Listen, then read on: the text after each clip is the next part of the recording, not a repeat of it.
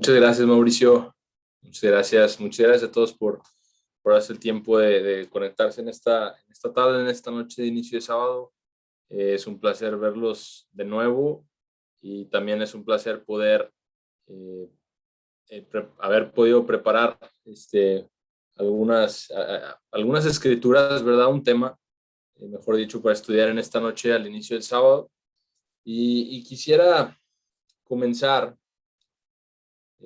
con una reflexión que vi hace, no es tan reciente, vamos a decir que quizá el año pasado en redes sociales, eh, una reflexión que me llamó mucho la atención y que dice lo siguiente, y la vi en inglés, originalmente la vi en inglés, pero la reflexión en español se traduce y dice lo siguiente, dice, los tiempos malos producen personas fuertes, las personas fuertes producen buenos tiempos.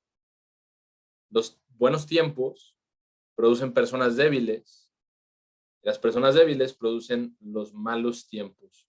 Y se me hizo, es como un ciclo, ¿verdad? Si lo leemos con detenimiento, y uno dice, sí, cierto, cómo pasa con el paso de los años, el paso del tiempo, cómo los acontecimientos que suceden, es la historia humana en general, es la historia humana lo que vemos aquí.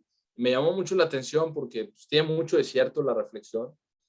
Y, y como les digo, yo lo primero que pensé, sí es cierto, es la historia de la humanidad y es un ciclo y se ha repetido una y otra vez. Y como dicen en Eclesiastés, no hay nada nuevo debajo del sol, ¿verdad? No hay nada nuevo debajo del sol. Lo sabemos que lo que va a ser ya ha sido antes. Eh, bueno, en el caso muy particular del tiempo del fin, sabemos que vienen acontecimientos que en ese caso muy particular nunca han sido a la intensidad o como han sido anteriormente y no va a volver a verlos de nuevo. Pero quisiera que reflexionáramos un poquito a manera de inicio en la historia de Israel y de Judá, porque, porque ellos reflejan muy bien esto, esto que vemos aquí. Nosotros sabemos que cuando Dios los sacó de Egipto al pueblo de Israel, a las tribus de Israel, a los hijos de Israel, les entregó la tierra prometida, les entregó la tierra que iban a tomar en posesión y lo que pasó fue que Dios hizo un pacto con ellos y dijo, yo les estoy dando esta tierra, pero ustedes están comprometiendo a seguirme y obedecerme a mí. Es un pacto que se hizo. Entonces quisiera comenzar en el libro de Segunda de Reyes, por favor, en el libro de Segunda de Reyes, en el capítulo 17. Eh, a, para leer esto, porque es como un resumen de lo que pasó ya al final en la historia de Israel. Como sabemos, y voy a volver a esta línea del tiempo, al pueblo de Israel se le entrega la tierra prometida, no de una, sino que fue un proceso, el conquistar la tierra prometida. Después viene la época bueno, Josué estaba al mando y luego viene la época de los jueces, posteriormente, después de Samuel viene la época de los reyes, comenzando con el rey Saúl, le siguen David, su hijo Salomón, el hijo de David, y después de Salomón se divide los reinos de Israel y de Judá. ¿Sí? Nada más como a manera de una recapitulación muy breve de lo que fue la historia de Israel. Pero nos encontramos aquí ya en Segunda de Reyes, en el capítulo 17, en el verso 1, vamos a comenzar a leer. Y es muy interesante lo que dice aquí. Lo voy a leer de una versión muy fácil de entender, es la versión Dios habla hoy. Dice, caída de Samaria y destierro de Israel. Dice, en el año 12 del reinado de Acaz, rey de Judá, Oseas, hijo de Ela, comenzó a reinar sobre Israel y reinó 9 años en Samaria. Pero sus hechos fueron malos a los ojos del Señor, aunque no tanto como los reyes que hubo antes de él en Israel. Entonces, si vemos aquí, y si ustedes leen la historia de los reyes previo a esto, y si hacemos un estudio, vamos a ver que después de la introducción de quién es la persona, dice cómo fueron sus hechos. Sus hechos fueron buenos, sus hechos fueron malos delante de los ojos del Señor. Y dice aquí en el verso 3, y Salmanasar, rey de Asiria, atacó a Oseas y este fue hecho su siervo y tributario. Pero descubrió Salmanasar que Oseas estaba conspirando contra él y que había enviado unos agentes a So, rey de Egipto, además de que ya no le pagaba el tributo anual, y ordenó entonces a Almanasar que arrestaran a Oseas y lo pusieran en prisión. Luego invadió el país entero y atacó a Samaria, manteniendo el ataque durante 3 años. Entonces aquí lo que estamos viendo es el caso del último de rey de Israel, antes del cautiverio, antes de que fueran conquistados por el rey de Asiria. Y lo primero que vemos es, uno de sus hechos fueron malos delante de los ojos del Eterno. Y número 2, Israel se volvió un reino vasallo. Un reino vasallo, es decir, ya no hay un rey que tiene autonomía o que siquiera es considerado como alguien en el mapa geopolítico de aquel entonces. Es un rey que es coronado por un rey superior, vamos a decirlo así. En este caso, Salmanasar, rey de Asiria. ¿Y qué hace? O sea, en lugar de volverse a Dios, dice que fue hallada traición en él. ¿Por qué? Porque buscó al rey de Egipto. Entonces está jugando ahí como que, bueno, digo que voy a ser su siervo, pero al final no, me voy con el otro rey. Entonces, es lo que vemos aquí. Sí, entonces, continuamos leyendo aquí.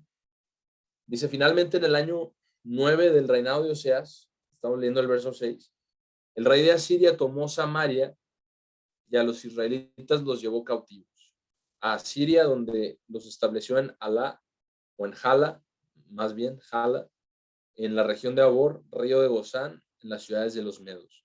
Esto sucedió porque los israelitas habían pecado contra el Señor su Dios, que los hizo salir de Egipto y los libró del dominio de Faraón, rey de Egipto, pues adoraron a otros dioses y siguieron las prácticas de las naciones que el Señor había arrojado de la presencia de ellos, así como las establecidas por los reyes de Israel. Entonces, aquí está haciendo una recapitulación.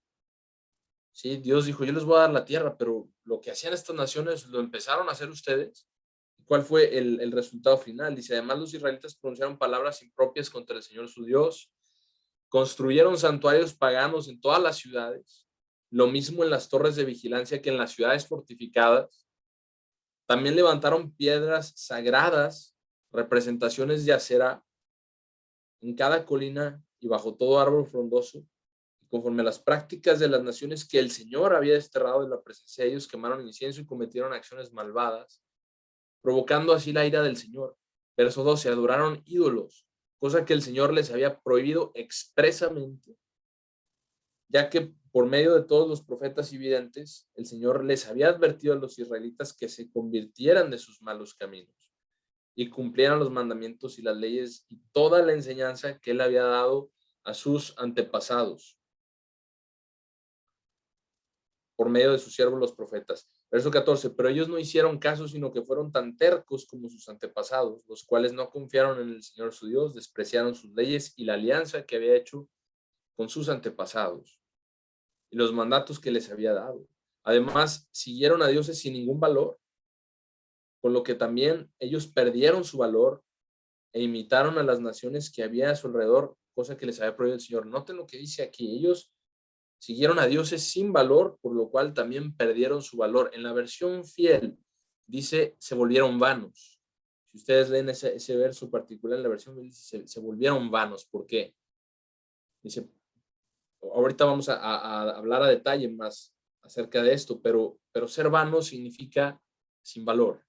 No tiene ningún propósito, no tiene ninguna valía, no hay nada que valga de esa situación, de esa persona, porque se volvieron sin valor. Para Dios, se volvieron sin valor. Dejaron los mandamientos del Señor su Dios, se hicieron 2 becerros de oro fundido y una representación de acera, y además adoraron a todos los astros del cielo y a Baal. También hicieron quemar a sus hijos e hijas, practicaron la adivinación, los augurios y se entregaron a hacer lo malo a los ojos del Señor, provocando así su ira. Y cuando leemos estas cosas, hermanos, no sé si ustedes puedan ver la conexión que hay con el mundo en el cual vivimos ahora, pero es real, es cierto. Estas mismas cosas están sucediendo hoy, ¿sí? Particularmente en el pueblo de Dios. Como dicen en Jeremías, Dios le dice a Jeremías, mi pueblo es hábil para hacer el mal, pero no saben cómo hacer el bien. Y es lo que vemos aquí. Entonces dice el verso 18, noten lo que dice: por lo tanto el Señor se enfureció contra Israel y lo arrojó de su presencia y no dejó más que a la tribu de Judá. Los arrojó de su presencia, quítenlos de mi presencia.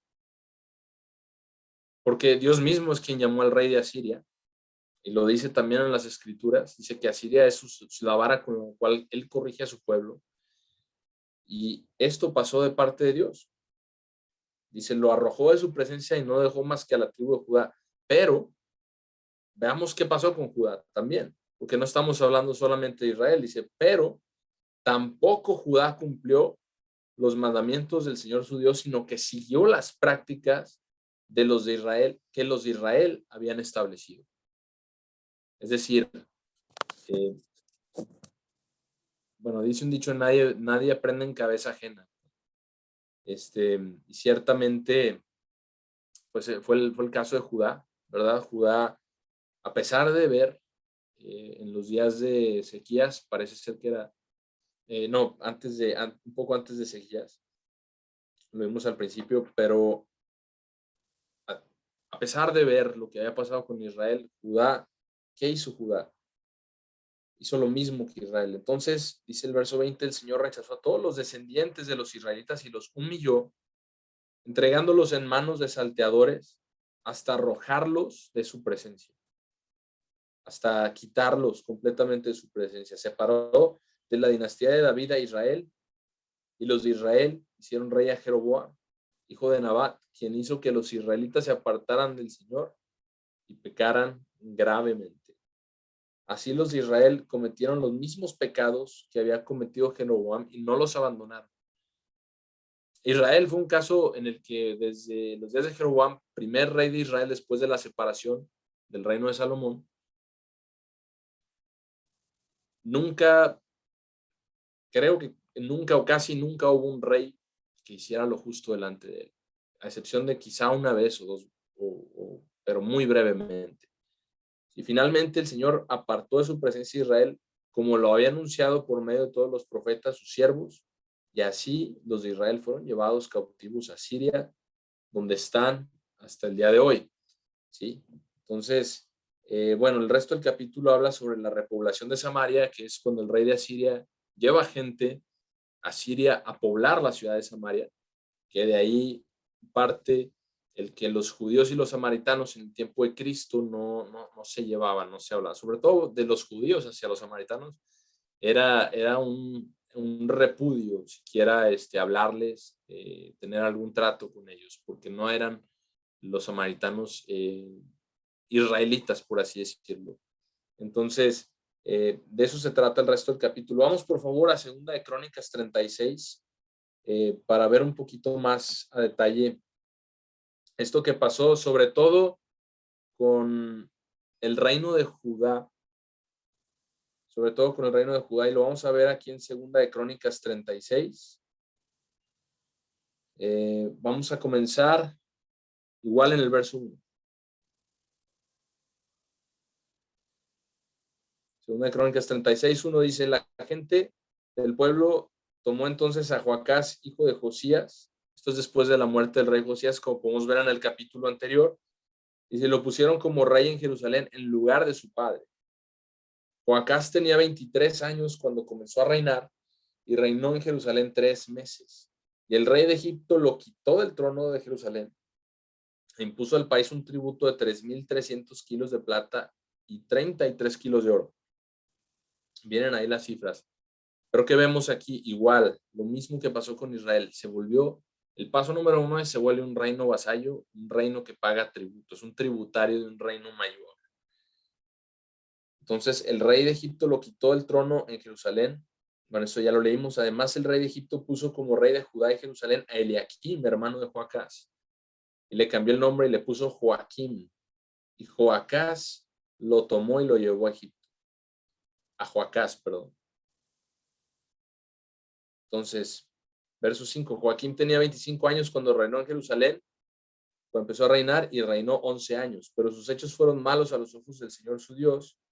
Y Nabucodonosor, rey de Babilonia, marchó contra él, lo sujetó con cadenas de bronce para llevárselo a Babilonia.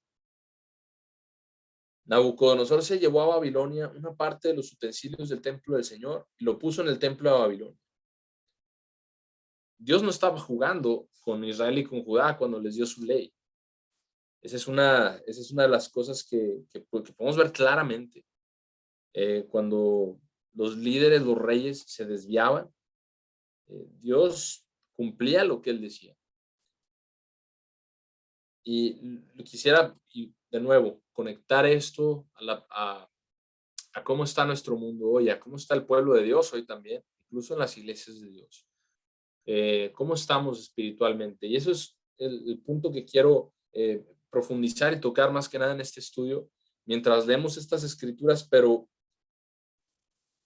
dice, el resto de la historia de Joaquín y sus prácticas infames, lo que le ocurrió, está escrito en el libro de los reyes de Israel y de Judá, y reinó en su lugar su hijo Joaquín. ¿Sí? Entonces viene otro rey, un tercer rey. Joaquín tenía 18 años cuando comenzó a reinar y reinó en Jerusalén 3 meses. De estos 3 reyes, solamente uno reinó más de 3 meses. ¿Sí? Que es el anterior Joaquín de 11 años, pero los otros 2 reinaron solamente 3 meses. Dice, en la primavera de aquel año, verso 10, el rey Nabucodonosor mandó que lo llevaran a Babilonia, junto con sus utensilios de más valor, el templo del Señor, y nombró rey de Judá y Jerusalén a Sedequías, pariente de Joaquín, quien fue el último rey de Judá y Jerusalén. Sedequías, vamos a leer qué pasó con Sedequías. Dice en el verso 11, tenía 21 años cuando comenzó a reinar y reinó 11 años en Jerusalén, pero sus hechos fueron malos a los ojos del Señor. Nuevamente vemos esto. No se humilló ante el profeta Jeremías, que le hablaba de parte del Señor.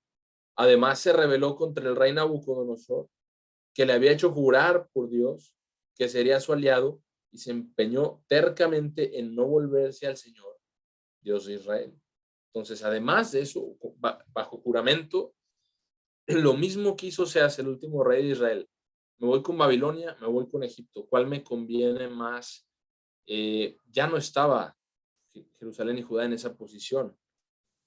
Entonces dice, también todos los jefes de Judá, los sacerdotes, el pueblo, extremaron su infidelidad, siguiendo las prácticas infames de las naciones paganas y profanando el templo del Señor, que él había escogido como su santuario en Jerusalén. El Señor Dios de sus antepasados les envió constantes advertencias por medio de sus mensajeros, porque tenía compasión de su pueblo. Tenía compasión de su pueblo y de su lugar de residencia. Pero ellos se rieron de los mensajeros de Dios, despreciaron sus avisos y se burlaron de sus profetas hasta que la ira del Señor estalló contra su pueblo, de modo que ya no hubo remedio. Me llama mucho la atención cómo lo pone aquí, y también dice así en la versión fiel, hasta que no hubo más remedio, hasta que no hubo más solución para este problema. Entonces dice en el verso 17, el Señor hizo marchar contra ellos al rey de los caldeos, es decir, Nabucodonosor, que pasó a cuchillo a sus jóvenes en el propio edificio del templo y no tuvo piedad de los jóvenes ni de las muchachas, de los ancianos ni de los inválidos. A todos los entregó el Señor en sus manos. Todos los utensilios del templo de Dios, grandes y pequeños, y los tesoros del templo, del rey y de sus funcionarios. Todo se lo llevó el rey de los caldeos a Babilonia. Además, quemaron el templo de Dios, derribaron la muralla de Jerusalén, prendieron fuego a sus palacios y destruyeron todo lo que había de valor. Y eso sucede cuando nosotros como personas, como seres humanos, nos desviamos del camino de Dios. No importa lo que creemos que podemos hacer, como Fred lo ha explicado ahí varias veces, Dios puede arrasar con todo. Y lo ha hecho, y es lo que su ley automáticamente va a llevar, porque si no está el corazón con Dios, si no tenemos, y vamos a ver dentro de poco, más adelante de este estudio, que si no tenemos el Espíritu de Dios, entonces somos vanos, como vimos en Segunda de Reyes, somos vanos sin el Espíritu de Dios. Dice, desterró a Babilonia a los sobrevivientes de la matanza, donde se convirtieron en esclavos suyos y de sus hijos hasta que se estableció el imperio persa, para que se cumpliera lo que Dios había hecho por medio del profeta Jeremías. que el país debía disfrutar de su reposo porque descansó todo el tiempo que estuvo en ruinas hasta que pasaron 70 años. 70 años de cautividad, 70 años de estar lejos de su tierra, en una tierra extraña, como cautivos. Entonces, como veíamos hace un minuto, el ser humano sin el Espíritu de Dios es vano. Y otro punto que es importante mencionar es que para el ser humano, mejor dicho, sin el Espíritu de Dios, no puede ser libre verdaderamente. No hay forma de que podamos tener verdadera libertad si no tenemos el Espíritu de Dios. Y eso es algo muy, muy importante que nosotros debemos de meditar y de reflexionar, porque este ha sido un año en el que, ha habido mucha opresión, en el que ha habido muchas restricciones, las sigue habiendo por más de un año, desde principios del año pasado. Vemos cómo está la situación en otros países, vemos cómo está la situación de difícil. Como mencionamos ahorita en la plática previa a este estudio, en Centroamérica, en Cuba misma, la realidad es que el mundo necesita el reino de Dios. Necesitamos el reino de Dios. Eso es lo que verdaderamente necesitamos. Porque como el refrán, la reflexión que leí al principio, ese es el ciclo de la vida humana. Y ese ciclo no se va a terminar hasta que Cristo lo rompa definitivamente, cuando venga a establecer su reino. Cuando Él more finalmente con los hombres, cuando el reino de Dios se estableció en la tierra y pueda establecerse el milenio, que después hay un plan después del milenio. Nosotros lo sabemos. Entonces, nosotros leemos en Deuteronomio 28, en Deuteronomio 28, verso 14, vamos a leerlo, vamos a pasar ahí para ver por qué pasaron todas estas cosas con Israel y Judá, porque estamos leyendo ya cuando llegaron los acontecimientos, pero si leemos en Deuteronomio capítulo 28, es un capítulo muy fuerte. En los primeros 14 versos hablan sobre las bendiciones. El resto de los versículos, que en total tienen 68 versos, hablan acerca de las maldiciones por la desobediencia. Entonces, vamos a leer Deuteronomio 28, vamos a leer el 14. El verso 14, porque esto es cuando Dios hizo ese pacto, el cual mencionaba al principio. Dice, Deuteronomio 28, 14, dice, vamos a comenzar desde el 13, dice, el Señor te pondrá en primer lugar y no en último, siempre estarás por encima de los demás y nunca por debajo, con tal de que atiendas a los mandamientos del Señor tu Dios. Yo te ordeno que hoy los cumplas y los pongas en práctica sin apartarte de ellos por seguir a otros dioses y rendirles culto. Pero, y nosotros vemos pero es una constante cuando Dios da una instrucción, da una indicación. Dice, pero si no obedeces al Señor tu Dios ni pones en práctica todos sus mandamientos y leyes que yo te ordeno hoy, entonces vendrán sobre ti y te alcanzarán todas estas maldiciones. Serás maldito en la ciudad y en el campo. Serán malditos tu cesta y el lugar donde amasas tu harina. Serán malditos tus hijos y tus cosechas y las crías de tus vacas y tus ovejas y de todos tus animales. Maldito serás tú en todo lo que hagas. El Señor te enviará maldición, confusión y angustia en todo lo que hagas. En muy poco tiempo te destruirán por completo por haberlo abandonado con tus malas acciones. Es lo que dice el verso 20. Porque por haber abandonado con tus malas acciones. Brinquemos al verso 36. No puedo leer todo esto porque es larguísimo y además sería algo tedioso. Y sé que a veces leo muchos versos de corrido, pero se le saca mucho, la verdad.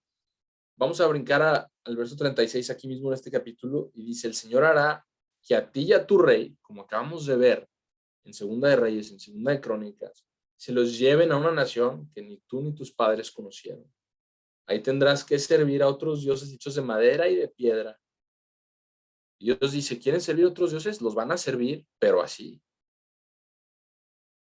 Y serás motivo de horror, de refrán y de burla en todos los pueblos donde te lleve el Señor. Sembrarás mucha semilla, pero recogerás poco fruto porque la langosta lo va a devorar.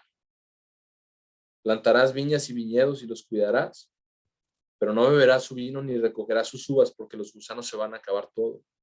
Tendrás olivos en toda tu tierra, pero no te perfumarás con su aceite, porque las aceitunas se van a caer solas. Tendrás hijos e hijas, pero no estarán contigo, porque serán llevados cautivos. Cautivos, hagamos la conexión entre lo que estamos leyendo aquí y cómo está el mundo de hoy. ¿Sí? ¿Cuántos jóvenes muchas veces son cautivos, son presos de cosas, de adicciones? Lo vemos hoy en día, lo vemos hoy en día. Adicciones, distracciones, pegados a la pantalla, al teléfono. Es cierto. De alguna forma se están cumpliendo estas cosas. ¿Sí? Y eso que no es de manera literal. Si fuera de manera literal, como decimos, pues otra sería la situación, ¿verdad? Pero dice, todos los árboles y los frutos de tu tierra serán destruidos por la langosta, los extranjeros que vivan en tu país se harán más y más poderosos, mientras que tú perderás más y más tu poder. Lo vemos con las naciones que el día de hoy conforman a las tribus de Israel, completamente. Así ha sido porque Dios ha permitido eso por la desobediencia del pueblo, por lo que nosotros vemos, lo que vemos allá afuera, cómo está la sociedad. Ellos podrán hacerte préstamos y tú por el contrario no tendrás que prestar. Tú por el contrario no tendrás que prestar.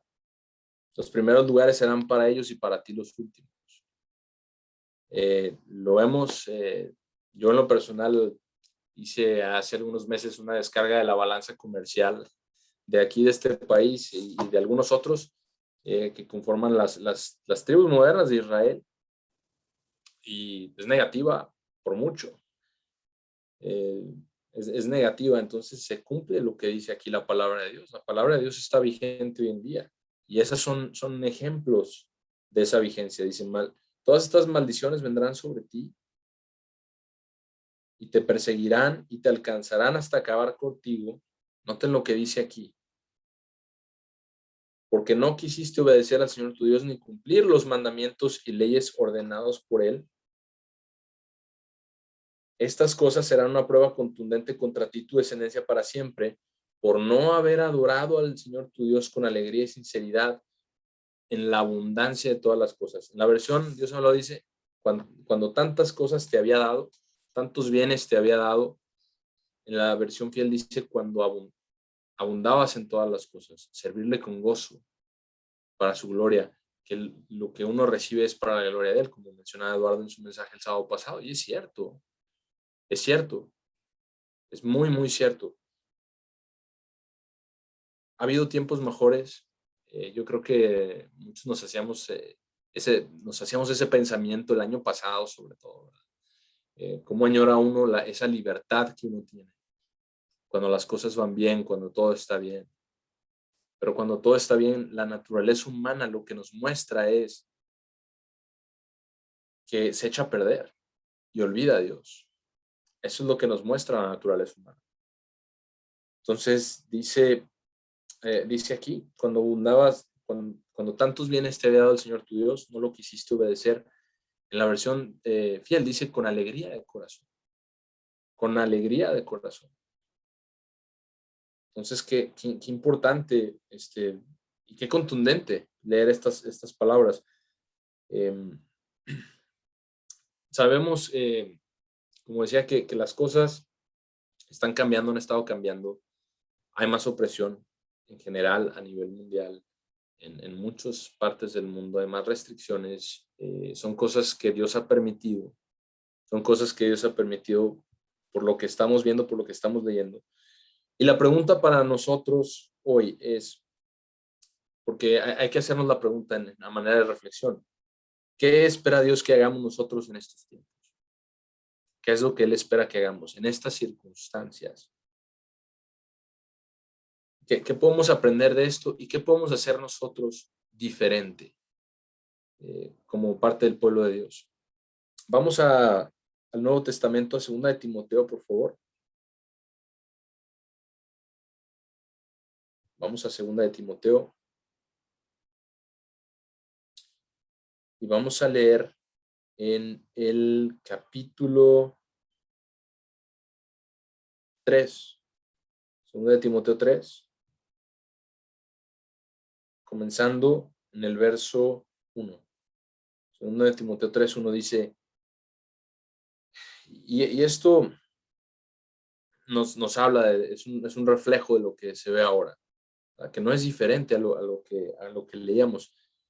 También debes saber que en los últimos tiempos vendrán días difíciles. Los hombres van a ser egoístas, amantes del dinero, orgullosos y vanidosos. Hablarán en contra de Dios, serán desobedientes a los padres, serán ingratos y no respetarán la religión. No tendrán cariño ni compasión, serán chismosos, no podrán dominar sus pasiones, serán crueles y enemigos de todo lo bueno. Enemigos de todo lo bueno. Serán traidores, atrevidos, estarán llenos de vanidad y buscarán sus propios placeres en lugar de buscar a Dios. Siento que ahorita estamos pasando de esa etapa de tiempos buenos, perdón, no de tiempos buenos, sino de personas débiles a tiempos malos. Lo estamos viendo. Yo en lo personal creo que así es. Buscando los propios placeres antes que buscar a Dios. Como decía en Deuteronomio hace un minuto, cuando tantos bienes, cuando tanta abundancia nos había dado. Verso 7. Verso 7 dice, están siempre aprendiendo, pero jamás llegan a comprender la verdad. Está hablando de estas personas. Jamás llegan a comprender la verdad. Ahora, quisiera leer esto en la versión fiel.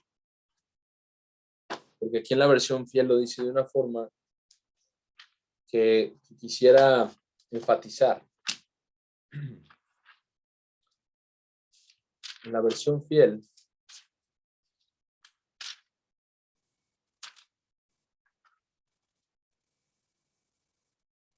dice así, siempre están aprendiendo, pero no son capaces de venir, de venir al conocimiento de la verdad. Al conocimiento de la verdad. Y esto es muy importante. ¿Sí? Porque las cosas que nosotros debemos hacer es buscar el conocimiento de la verdad. Y quiero hacer énfasis en el verso 5 que acabamos de leer igualmente, porque dice, mientras tú, aléjate de estos. Dice, tienen una apariencia externa de piedad, pero niegan el poder de la verdadera piedad. En cuanto a ti, aléjate de todos estos. Entonces, si hay dos cosas que podemos tomar de estos versos y aprender, es número 1, tenemos que alejarnos del mal, ¿sí? Y número 2, tenemos que buscar el conocimiento de la verdad. Porque el conocimiento de la verdad es lo que nos va, a permitir tener el Espíritu de Dios dentro de nosotros. ¿Cómo llegamos a eso? Vaya, la pregunta, ¿cómo podemos nosotros llegar a este conocimiento de la verdad? ¿O cuál es, para empezar, este conocimiento de la verdad? Vamos a Ezequiel 18, por favor. Ezequiel capítulo 18. Vamos a comenzar leyendo en el verso 20.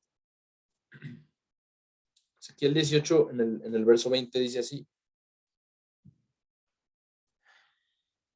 Guarda mis sábados como santos. Esta es la versión fiel. Ellos serán una señal entre tú y yo para que puedas saber que yo soy el Señor tu Dios, que es el motivo por el cual nosotros guardamos el sábado cada semana. ¿Sí? Continuando en estos versos, verso 21 dice, pero los hijos de Israel se rebelaron contra mí y no caminaron en mis estatutos, eso ya lo leímos, y no guardaron mis ordenanzas para hacerlas, las ordenanzas las cuales, si un hombre las hace, vivirá en ellas. Y ellos contaminaron mis sábados. Yo dije que derramaría mi furia sobre ellos. En el desierto, dice aquí. Sin embargo, retuve mi mano por amor a mi propio nombre, para que no fuera contaminado en los ojos de los paganos en cuyos ojos, en cuya presencia yo los saqué de Egipto. En cuya presencia yo los saqué de Egipto. Yo también levanté mi mano y les juré. Perdón, estoy leyendo el capítulo equivocado, una disculpa. Estoy leyendo el 20. Estaba perdiendo aquí en mis notas, una disculpa. Habíamos dicho Ezequiel capítulo 18 en el verso 20. Dice, el alma que pecare ese morirá. El hijo no cargará la iniquidad del padre, ni el padre cargará la iniquidad del hijo. La justicia del justo estará sobre él, y la maldad del malvado estará sobre él. ¿Sí? Dice, pero si el malvado se vuelve de sus pecados, los cuales él ha cometido, y guarda todos mis estatutos, y hace aquello, lo que es recto y bueno delante de mis ojos, entonces él ciertamente vivirá y no morirá. Él ciertamente vivirá y no morirá. Y sus transgresiones, las cuales él había hecho, no le serán mencionadas. Y en su justicia que él ha hecho, él vivirá. ¿Tengo yo placer? Y esta es una pregunta que Dios hace. ¿Tengo yo placer que el malvado muera? Dice el Señor. ¿No es más bien placentero en su lugar que se vuelva de sus malos caminos y que viva?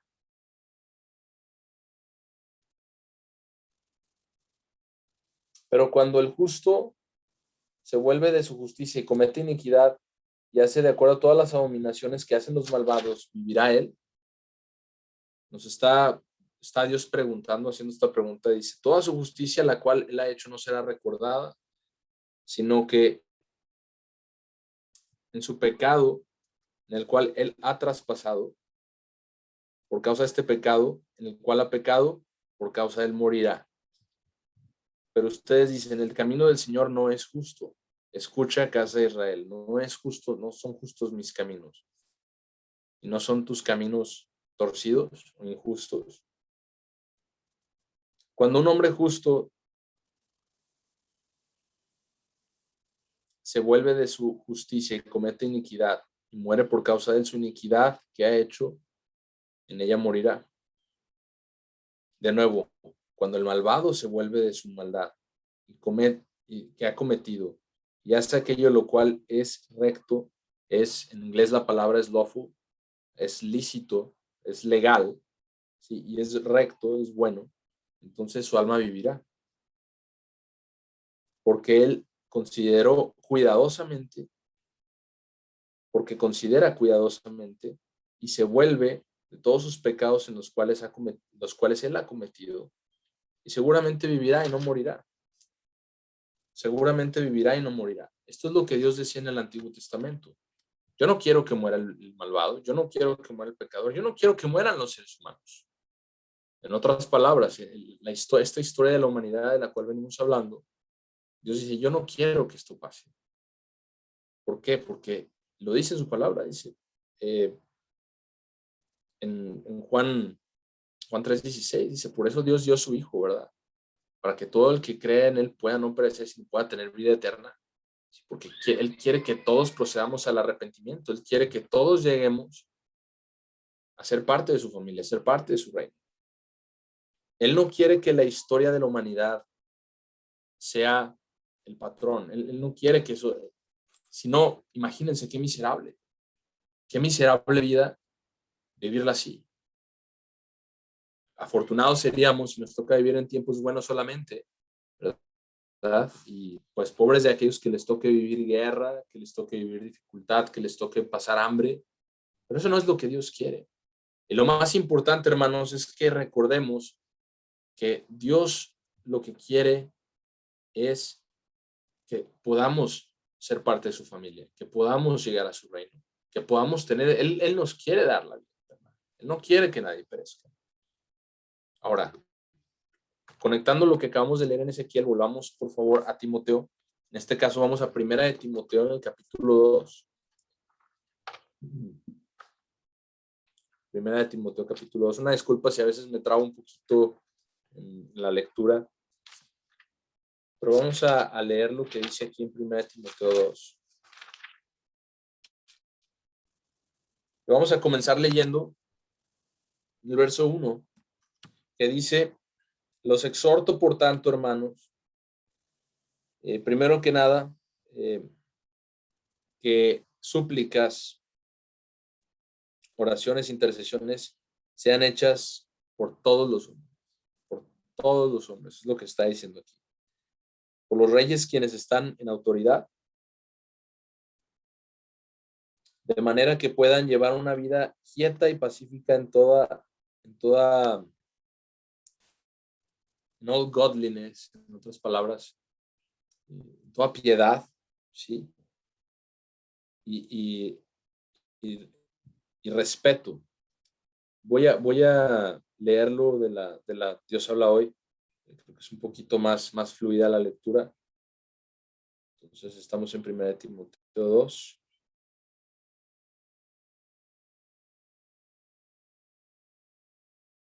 Recomiendo que se hagan peticiones, oraciones, súplicas y acciones de gracias a Dios por toda la humanidad. Verso 3, esto es bueno y agrada a Dios nuestro Salvador, pues Él quiere que todos se salven y que todos lleguen a conocer la verdad, que es precisamente lo que leímos en 2 Timoteo, que las personas de esta generación, de este mundo, amadores de sí mismos, vanagloriosos, sí, todas esas características no llegan al conocimiento de la verdad. Sin embargo, Dios lo que quiere que nosotros hagamos es que podamos llegar a este conocimiento de la verdad. Él quiere que todos se salven y que lleguen a conocer la verdad.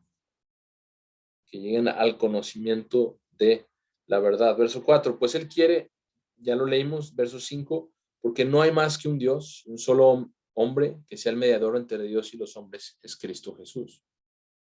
Porque Él se entregó a la muerte como rescate por la salvación de todos y como testimonio dado por Él a su debido tiempo.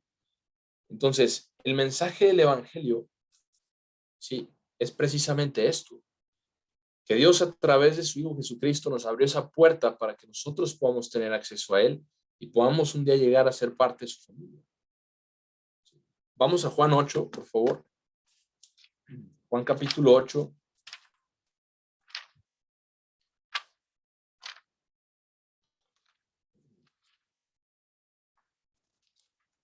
Aquí esta es una conversación entre Jesucristo y los fariseos, los judíos.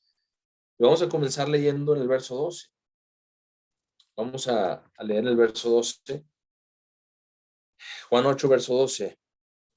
Entonces Jesús les habló a ellos diciéndoles: yo soy la luz del mundo, y aquel quien me sigue no camina en las tinieblas o en la oscuridad, sino que tendrá la luz de la vida, es decir, de la vida eterna. Por lo tanto, los fariseos le dijeron: tú estás testificando acerca de ti mismo y tu testimonio no es verdadero. Jesús contestó y les dijo: incluso si yo testifico de mí mismo, mi testimonio es verdadero, porque yo sé de dónde vine y sé a dónde voy, pero ustedes no saben de dónde vine ni a dónde voy. Verso 15. Ustedes juzgan de acuerdo a la carne. Yo no juzgo a nadie. Yo no juzgo a ninguno. Sin embargo, si juzgo, mi juicio es verdadero, porque no estoy solo, sino yo y el Padre quien me envió. Lo está dejando claro delante de ellos. Y esto está escrito en su ley, que el testimonio de dos hombres es verdadero. Y yo soy aquel quien da testimonio de mí mismo, y del Padre quien me envió da testimonio de mí. Eso es lo que les está diciendo a los judíos. Ahora, el verso 28 en este mismo capítulo, vamos a ver qué más les está diciendo aquí, porque está hablando del conocimiento de la verdad, al cual los mismos fariseos, los líderes religiosos de su tiempo, no podían acceder, no pueden entender. Y vamos a ver por qué. Verso 28 dice: entonces Jesús les dijo: cuando ustedes hayan elevado al Hijo del Hombre, entonces ustedes mismos sabrán que yo soy, que no hago nada de mí mismo, sino lo que el Padre me ha enseñado, esas cosas hablo. Y aquel quien me envió, está conmigo. El Padre no me ha dejado solo porque yo siempre hago las cosas que son agradables a Él. Esa es una clave muy importante. Por eso debemos de hacer las cosas que son agradables a Dios. Y es lo que hacía Jesucristo. Ahora, dice, por lo tanto, Jesús dijo a los judíos quienes habían creído en Él, si ustedes continúan en mi palabra, entonces son verdaderamente mis discípulos. Si continúan en mi palabra, serán verdaderamente mis discípulos. En Juan 17 leemos que dice, Jesús al Padre le pide, santifícalos en tu verdad, tu palabra es la verdad. Estamos hablando de cómo llegar al conocimiento de la verdad, ¿cierto? Ahora, ustedes serán verdaderamente mis discípulos. Verso 32. Y ustedes sabrán la verdad y la verdad los hará libres. Hermanos, dentro de todo este estudio, dentro de todas las escrituras y los ejemplos que hemos visto, esto es la verdadera libertad.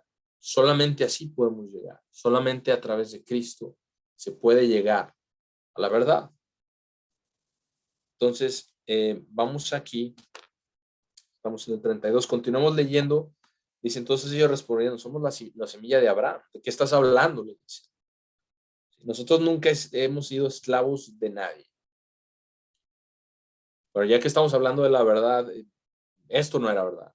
¿Sí? Los judíos habían sido esclavos, lo acabamos de leer, se fueron en cautiverio. En Segunda de Crónicas lo leemos. Dice, nunca hemos sido esclavos de nadie. ¿Qué quieres decir? ¿A qué te refieres con que se volverán libres o serán libres? Jesús le respondió y dijo, verdaderamente, verdaderamente les digo, cualquiera que practica el pecado, esclavo es el pecado. Y el siervo no vive en la casa para siempre, pero el Hijo vive para siempre. Por lo tanto, si el Hijo los liberará, entonces, o si el Hijo los libera, entonces verdaderamente van a ser libres. Y yo sé que ustedes son semilla de Abraham, sí, pero están buscando matarme, porque mis palabras no entran en sus mentes. Volvemos a lo que veíamos hace rato en Timoteo, no entran en sus mentes, ¿sí? Las palabras de Dios no pueden entrar en la mente carnal, en la mente humana, es imposible. Y por eso, hermanos, necesitamos el Espíritu de Dios. Necesitamos arrepentirnos, necesitamos volvernos a Dios en sinceridad y humildad para que Dios pueda abrirnos la puerta a esta verdad, a esta libertad de la que Cristo está hablando aquí en Juan 8. Mis palabras no entran en sus mentes. Yo hablo las palabras que me han sido, que he visto de mi Padre. Y yo hago las cosas, y ustedes hacen las cosas que ustedes han visto de su Padre. Y se los está dejando más claro que el agua. Si ustedes no están siguiendo a Dios, ustedes no están siguiendo verdaderamente a Dios. Entonces, ¿por qué estas palabras no entraban en sus mentes? En las mentes de los fariseos. Vamos aquí rápidamente a Juan capítulo 12, adelante. Capítulo 12. Vamos a leer el verso 37, Juan 12. Porque los capítulos, yo los invito a que los lean, los capítulos entre el 8 y el 12 de Juan, porque son muchas conversaciones muy profundas con ellos, ¿sí? Pero ellos no entendían. Ellos no entendían que Jesucristo era el Hijo de Dios. Y aquí en el verso 37, finalmente, cuando se les dice aquí el narrador, dice, aunque él había hecho muchos milagros en su presencia, ellos no creyeron en él. No creyeron en él. ¿Qué fue lo que pasó con el pueblo de Israel, el reino de Israel? El reino de Judá no creyeron en Dios, no le creyeron a Dios. No estuvieron dispuestos a hacer lo que Dios les había dado por escrito y a seguir ese pacto. Fueron muy pocos los que lo hicieron. Contados son David, Salomón al principio, después se desvió, Ezequías en el caso de Judá, Josías, por ahí en el caso de Josafat, pero son contados, no sobran dedos en una mano para contar a estas personas. Y aquí de los fariseos está diciendo, ellos no creyeron en él. Para que la palabra de Isaías el profeta pudiera ser cumplida, quien dijo, Señor, ¿quién ha creído nuestro reporte? ¿Y a quién ha sido revelado el brazo del Señor? Por esta misma razón, ellos no podían creer, porque de nuevo Isaías dijo, Él ha cegado sus ojos y ha endurecido sus corazones de manera que no puedan ver con sus ojos y entender con sus corazones y sean convertidos y que yo los sane. Que yo los sane. Isaías dijo estas cosas cuando él vio la gloria, cuando vio su gloria y habló concerniente a él. Pero incluso, verso 42, muchos entre los gobernantes creyeron en él, pero, y aquí está el pero, y nosotros mientras leemos esto preguntémonos, ¿cuál es mi pero? ¿Qué pero le estoy poniendo yo a Dios en mi vida personal? En mi vida personal, ¿qué cosas necesito arrepentirme? ¿Qué cosas necesito cambiar? Pero por causa de los fariseos ellos no lo confesaron,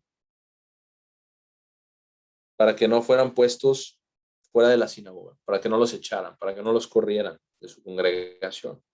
Dice el verso 43, porque amaron la gloria de los hombres más que la gloria de Dios. Amaron la gloria de los hombres más que la gloria de Dios. Y hermanos, en todo este ciclo del cual venimos hablando, cual mencionamos al principio, va a llegar un momento en el que nosotros tenemos que tomar una decisión. Amamos más la gloria de los hombres, amamos más este mundo, amamos más y añoramos aquellos buenos tiempos que teníamos antes, o realmente queremos y deseamos ese reino de Dios. Y esa es la decisión que se nos presenta. Y en un punto determinado, en lo individual, a cada uno de nuestra vida se nos va a presentar eso. Amamos la gloria de los hombres más que la gloria de Dios. Entonces Jesús llamó y dijo, aquel quien cree en mí, no cree en mí, sino en aquel quien me envió. Porque él vino a revelar al Padre. Y aquel quien me ve, ve a aquel quien me envió. Entonces, esto fue lo que pasó con los fariseos. Incluso en el Nuevo Testamento, lo vimos, Antiguo Testamento, Nuevo Testamento, vemos cómo la mente carnal, la mente humana, no cambia sin el Espíritu de Dios. Si no conocemos a Dios y a Jesucristo, no hay un cambio real, no hay un cambio que sea verdadero. Y por ende no podemos ser libres. Esta es la parte donde cada uno de nosotros tenemos que elegir. Y quizás es aquí donde también podemos decir, y hay que mencionarlo, es aquí donde también podemos agradecerle a Dios por las pruebas. Agradecerle a Dios por las pruebas y pedirle que nos ayude a aprovecharlas. Porque muchas veces en medio de la prueba es cuando nos damos cuenta, decimos, Señor, ahora veo esto de mí mismo que yo no veía antes. Que yo no veía antes. Y ayúdame, por favor, a hacer realmente un cambio concreto a través del arrepentimiento y a través de tu espíritu, porque yo no lo puedo hacer. Que eso es lo que realmente importa, eso es lo que realmente vale. Es aquí donde nos damos cuenta de lo mucho que necesitamos buscar ese conocimiento de la verdad que menciona Timoteo, se menciona en las epístolas a Timoteo, el conocimiento de la verdad, el conocimiento de Jesucristo. Jesucristo dijo, yo soy el camino, yo soy la verdad, yo soy la vida. Y debemos aferrarnos a su palabra más que nunca. Porque eso es lo único que puede darle al ser humano libertad verdadera. Es lo único que puede darnos la libertad verdadera. Vamos a algunas escrituras ya para concluir. Vamos a Proverbios 1:23, que habla precisamente de esto. Proverbios en el capítulo 1, en el verso 23, dice, vuélvanse, escuchen mis reprensiones, y aquí yo derramaré mi espíritu sobre ustedes, y les haré saber mis palabras, les haré conocer mis palabras. Les voy a revelar ese conocimiento de la verdad del cual estábamos hablando en el Nuevo Testamento hace unos minutos.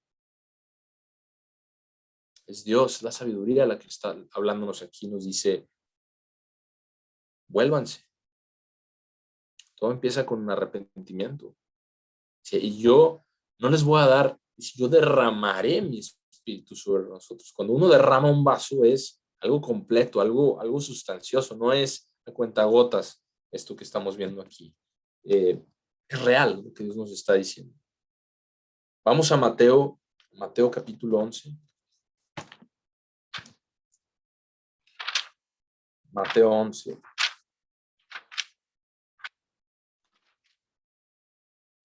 Vamos a leer aquí en Mateo 11, el verso 28, que dice así. Y este es Jesucristo hablándonos a todos nosotros. Él nos dice, vengan a mí. Vengan a mí todos ustedes quienes trabajan y están sobrecargados. Y yo les daré descanso. Yo les daré descanso. Para eso es el sábado, para eso lo creó Dios. Dice, tomen mi yugo sobre ustedes y aprendan de mí, porque yo soy manso y humilde de corazón. Y ustedes hallarán descanso para sus almas. Porque mi yugo es fácil y mi carga es ligera. Mi yugo es fácil y mi carga es ligera. Y es verdad. ¿Y cuántos de nosotros no estamos haciendo nuestra vida a lo mejor por momentos sobrecargados, agobiados, cansados? Pero Él nos dice, vengan a mí y tomen este yugo.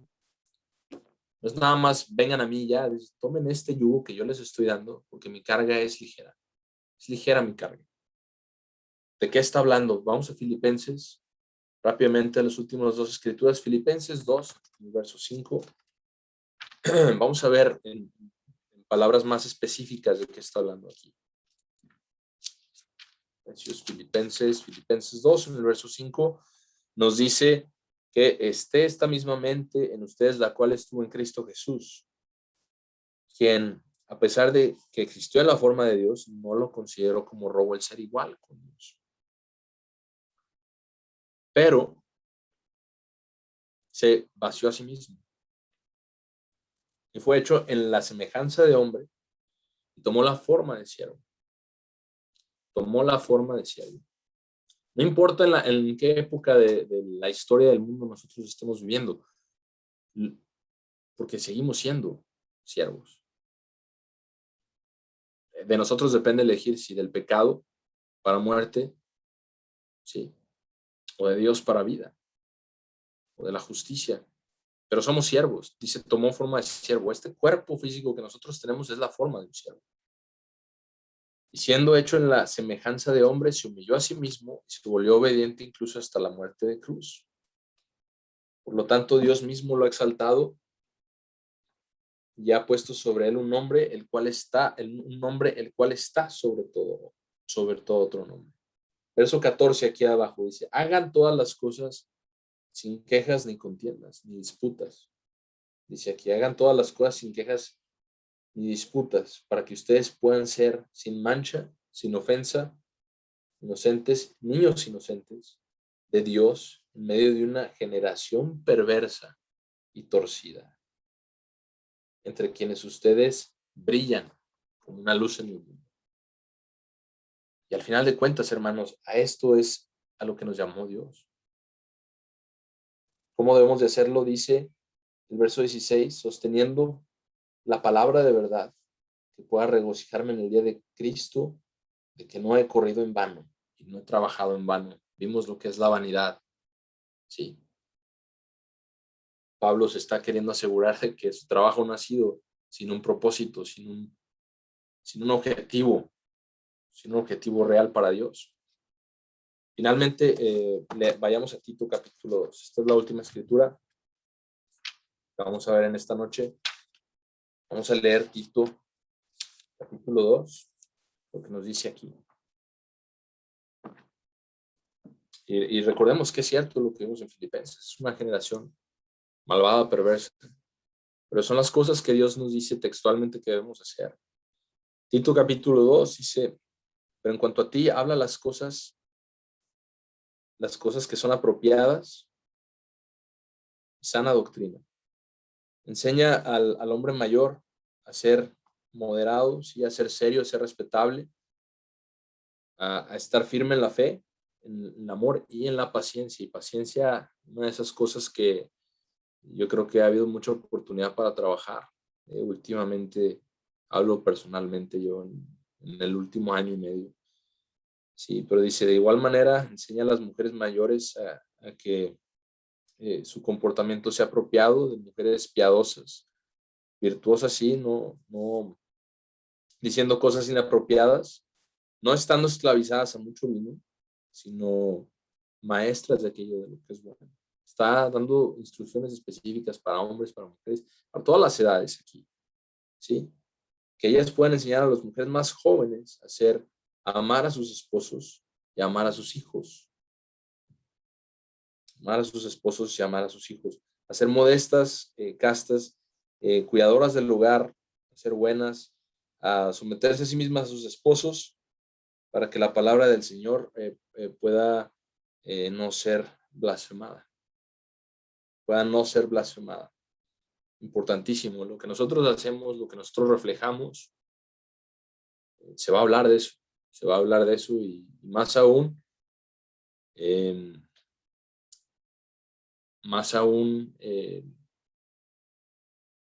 si nosotros nos decimos ser creyentes, ¿verdad? Si nos decimos ser cristianos. Entonces, todas las cosas deben ser un ejemplo hacia buenas obras. Verso 7. Que sean ejemplo hacia buenas obras en doctrina, incorruptos, serios y sinceros. Usen el lenguaje apropiado que no pueda ser condenado, para que cualquiera que se oponga pueda ser avergonzado, pueda ser expuesto, ¿sí? No haga nada, que no se pueda decir nada malo de nosotros. Después habla acerca de los esclavos y dice, porque la gracia de Dios, la cual, verso 11, trae gracia, trae salvación a todos los hombres, ya ha aparecido. Está hablando de esto, enseñando que habiendo negado la ilegalidad y las lujurias de la carne, de las lujurias mundanas, podamos vivir moderadamente y justamente de una manera piadosa en este presente mundo malo. Otra vez lo vuelve a mencionar Pablo, esta generación, este mundo, esta sociedad en la que estamos ahora. ¿Sí? Buscando la esperanza, ¿sí? Buscando la esperanza bendita que aparecerá, de la esperanza bendita de la gloria de nuestro Salvador, el gran Dios Jesucristo, quien se dio a sí mismo por nosotros para que pudiera redimirnos de toda ilegalidad, pudiera purificar por sí mismo un pueblo único, celoso de buenas obras. Entonces, hablen estas cosas, les exhorto y les exhorten y reprendan con toda autoridad y no dejen que nadie los desprecie. Entonces, aquí hemos visto algunas cosas, hermanos, acerca de cosas prácticas que vamos a hacer nosotros como cristianos en nuestra vida.